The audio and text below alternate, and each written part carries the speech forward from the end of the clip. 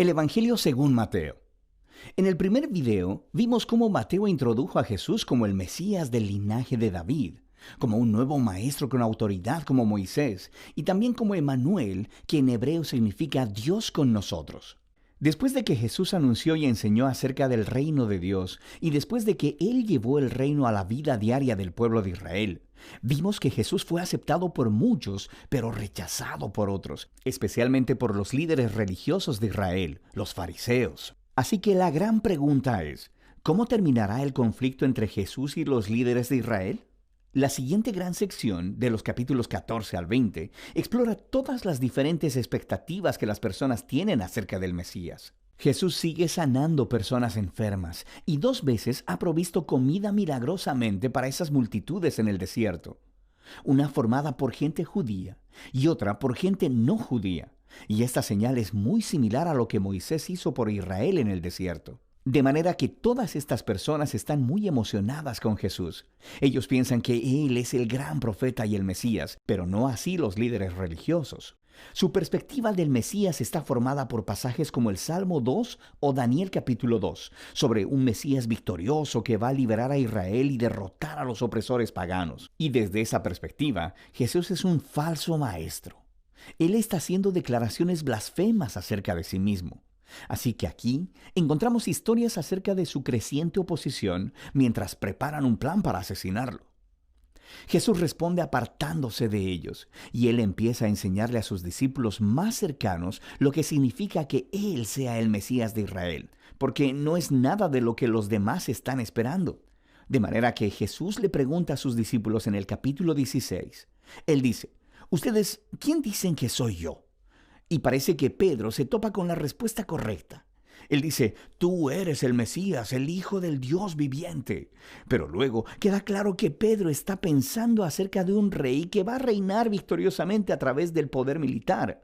Y Jesús reta a Pedro diciendo, «Sí, me convertiré en rey, pero de una manera diferente». Así que Jesús comienza a enseñarles acerca de los temas del profeta Isaías, quien dijo que el rey mesiánico sufriría y moriría por los pecados de su pueblo. Jesús se estaba posicionando a sí mismo como el rey mesiánico, que reina a través de convertirse en un siervo que entregaría su vida por Israel y las naciones. Y bueno, Pedro y los discípulos simplemente no lo entienden. Así que Jesús entra al cuarto bloque de enseñanza, seguido después por otra serie de enseñanzas.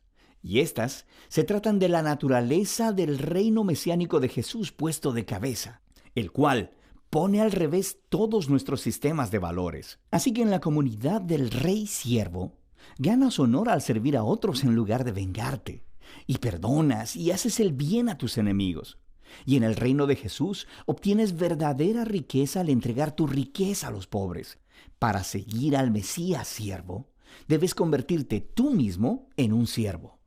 En la siguiente sección vemos a los 2 reinos chocar, el reino de Jesús y el de los líderes de Israel. Jesús llega a Jerusalén por la Pascua montado en un burro, y las multitudes están adorándolo como el Mesías. Inmediatamente, Jesús marcha al atrio del templo y hace un gran alboroto que interrumpe los sacrificios diarios. Aquí, sus acciones hablan más fuerte que sus palabras. Como el rey de Israel, Jesús estaba ejerciendo su autoridad real sobre el templo, el lugar en el que Dios e Israel se encontraban. Y en la perspectiva de Jesús, el templo había sido puesto en juego por la hipocresía de los líderes de Israel.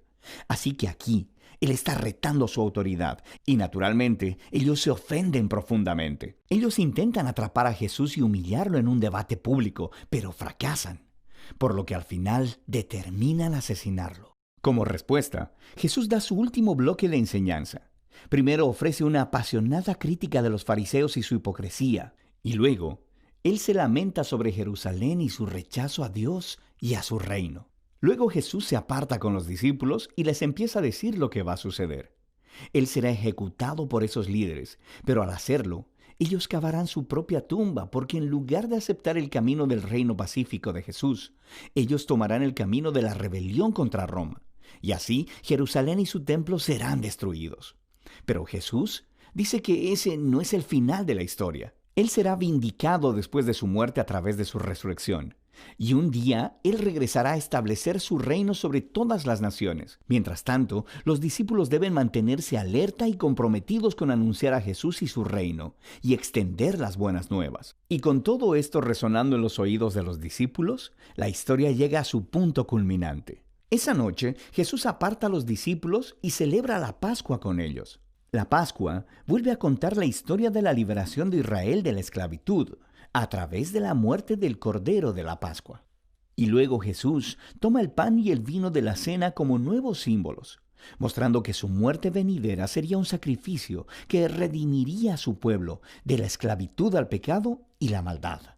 Después de la cena, Jesús es arrestado y puesto en juicio delante del Sanedrín, el concilio de los líderes judíos. Y ellos rechazan su declaración de que es el Mesías, lo acusan de blasfemia contra Dios. Entonces Jesús es llevado delante de Pilato, el gobernador romano, quien piensa que Jesús es inocente, pero cede ante la presión de los líderes judíos y sentencia a Jesús a muerte por crucifixión.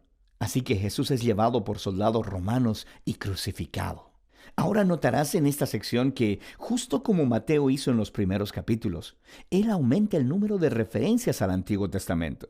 Él está tratando de mostrar que la muerte de Jesús no fue una tragedia o un fracaso.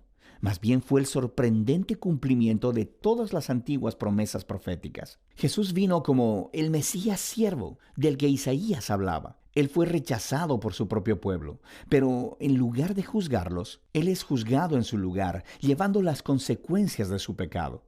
Así que termina la escena de la crucifixión, y el cuerpo de Jesús es colocado en una tumba.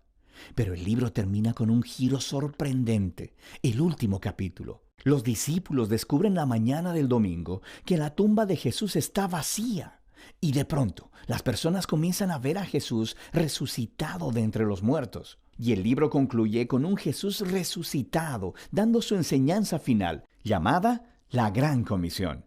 Jesús dice que Él es ahora el Rey verdadero del mundo. Así que envía a sus discípulos a ir a todas las naciones con las buenas nuevas de que Jesús es el Señor y de que cualquiera puede unirse a su reino al ser bautizado y seguir sus enseñanzas. Y haciendo eco a su nombre, Emmanuel, Dios con nosotros, del capítulo 1, las últimas palabras de Jesús para sus discípulos en este libro son: yo estaré con ustedes.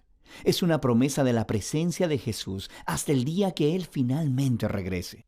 Y ese es el Evangelio según Mateo.